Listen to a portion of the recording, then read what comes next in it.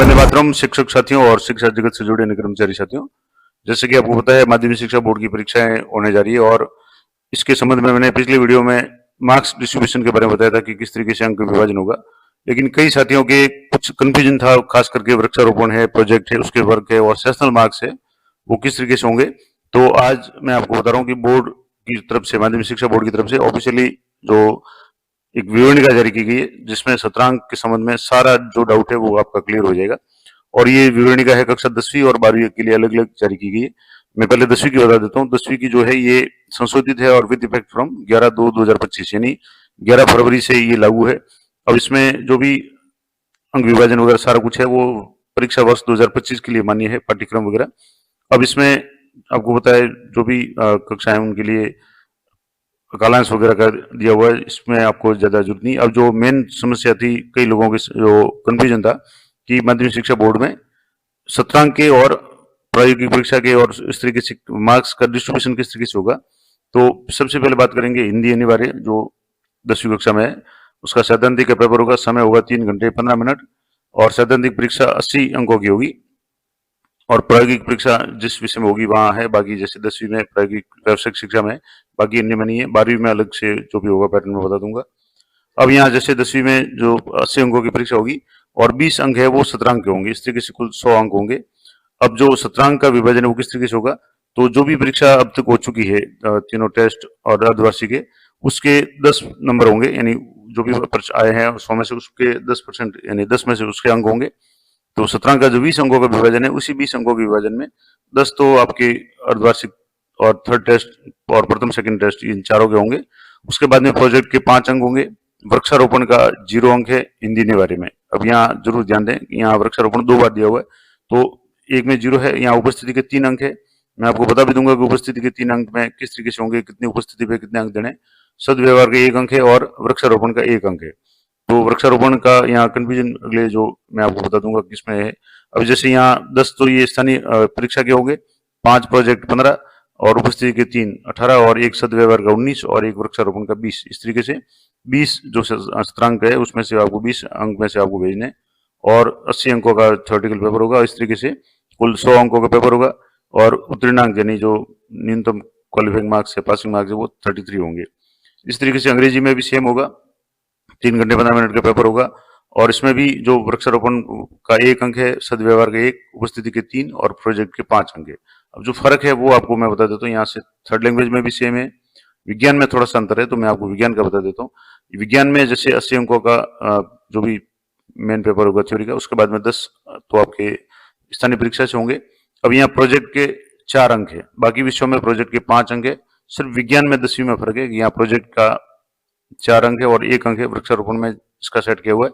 इसके अलावा उपस्थिति के 3 अंक है, सदव्यवहार का 1 अंक है और वापस वृक्षारोपण का 1 अंक है। इस तरीके से 10वीं कक्षा की विज्ञान में वृक्षारोपण के 2 अंक होंगे, प्रोजेक्ट के 4 हो गए, 2 और 4 6 और 3 अंक है आपके उपस्थिति के, और 6 3 9 और 1 हो गया सदव्यवहार का 10 और 10 है आपके ये स्थानीय परीक्षा के जो अर्धवार्षिक थर्ड टेस्ट और फर्स्ट और सेकंड टेस्ट के। इस तरीके से 20 अंक होंगे और जो 80 अंकों का पेपर होगा, इस तरीके से 100 अंक हो जाएंगे। तो यहाँ आपके कंफ्यूजन जो ज्यादातर लोगों के था, तो वृक्षारोपण का दूसरे जो विषय है उनमें 1 अंक है और विज्ञान में वृक्षारोपण के 2 अंक है, ये है। बाकी आपके जैसे ये सारे विषय जो सेम हो गया। व्यावसायिक शिक्षा अगर कोई है तो वहाँ जो भी 30 अंकों का आपका जो पेपर सैद्धांतिक होगा, उसके बाद में 10 अंकों का इस तरीके से यहाँ आपके स्थानीय प्रोजेक्ट होगा और स्थानीय जो परीक्षा के होंगे। इसके अलावा जो प्रोजेक्ट है वृक्षारोपण उपस्थिति की भी आपके यहाँ से इस तरीके से ये व्यावसायिक शिक्षा में आपका 50 अंक होंगे और इसमें 17 अंक है वो क्वालिफाइंग होंगे। और इसके अलावा थ्योरी तो 30 की होगी, 50 का इनके प्रैक्टिकल होगा और 50 में से 17 है वो न्यूनतम पासिंग मार्क होंगे। इस तरीके से राजस्थान इतिहास कला संस्कृति है, इसमें भी 80 अंकों का पेपर होगा और 20 अंकों का यहाँ से प्रोजेक्ट होगा और इस तरीके से 100 अंक होंगे। स्वास्थ्य और शारीरिक शिक्षा में भी आपके 80 का पेपर होगा, जो ये जो सैद्धांतिक परीक्षा है। इसके अलावा 10 के होंगे और इन अंकों में समाजोपयोगी है, कला शिक्षा वगैरह, इनमें जो विषयों का है वो तालिका में ग्रेडिंग अंकित होगा।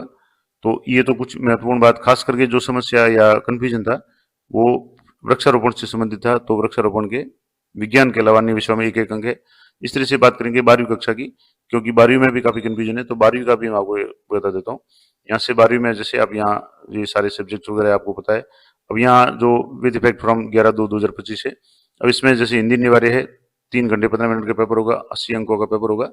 अब इसमें सत्रांक का विभाजन किस तरीके से होगा, तो 10 तो स्थानीय अंक होंगे, यानी जो अर्धवार्षिक टेस्ट, थर्ड टेस्ट तक हुए। इसके बाद में प्रोजेक्ट के 4 अंक होंगे, वृक्षारोपण का 1, उपस्थिति के 3, सदव्यवहार का 1 और वृक्षारोपण का 1। इस तरीके से वृक्षारोपण के यहाँ 2 अंक हो गए। अंग्रेजी में भी वृक्षारोपण के 2 अंक हो गए। आजादी के बाद स्वर्णिम भारत है, ये 80 अंक है और इसमें, और 20 का प्रोजेक्ट है, इस तरीके से ये 100 अंक है। अब वैकल्पिक विषयों की बात करें तो मैं थोड़ा सा इसको शॉर्ट कर देता हूँ ताकि आपके दिख जाए। अब यहाँ वैकल्पिक विषय जैसे मान लो ये यहाँ से आप देखेंगे तो अर्थशास्त्र है, मान लो तो अर्थशास्त्र में 80 अंकों का होगा। इसके अलावा सेम इसमें 10 स्थानीय परीक्षा तक के होंगे, 5 प्रोजेक्ट के, 3 उपस्थिति के, 1 सदव्यवहार का, 1 वृक्षारोपण का।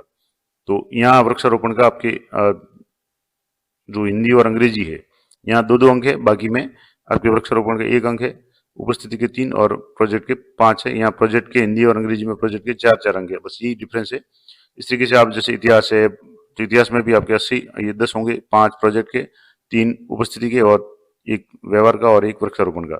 इस तरीके से भूगोल में जहाँ प्रैक्टिकल है तो वहाँ 56 अंक जो लिखित के होंगे, इसके अलावा 30 अंकों का यहाँ जैसे आपके प्रैक्टिकल हो जाएगा और उसमें से 7 स्थानीय अंक जाएंगे, 3 प्रोजेक्ट के जाएंगे, 3 उपस्थिति के जाएंगे, व्यवहार का इसमें अंक नहीं है और ये क्या है, वृक्षारोपण का। इस तरीके से भूगोल का है।